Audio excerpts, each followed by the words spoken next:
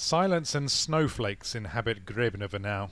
But before its current desolation, this grand estate, 30 kilometers northeast of Moscow, was home to royalty and rich merchants, tuberculosis patients, and finally, Soviet science students.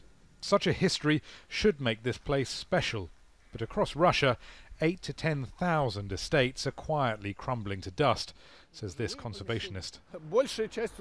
Most of the estates are in a horrible condition, where someone could put money in for many years with an unclear idea how they'd take it back, and you'd have to work hard on it. Like Grebnevo, most estates are formally owned by the state. The communists seized them after the 1917 revolution, and in the years following the USSR's collapse, very few have passed back into private hands.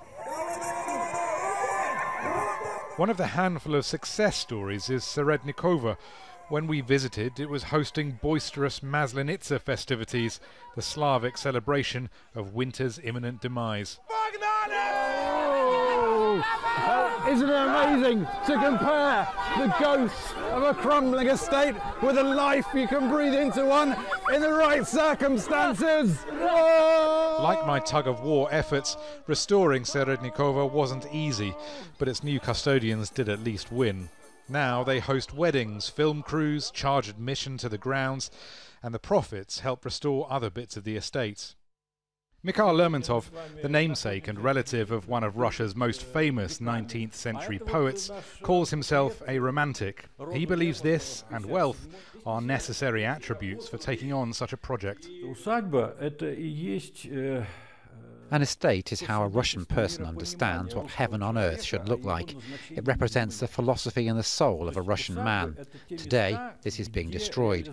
That's why it's important to restore not just one or two estates, but the entire culture.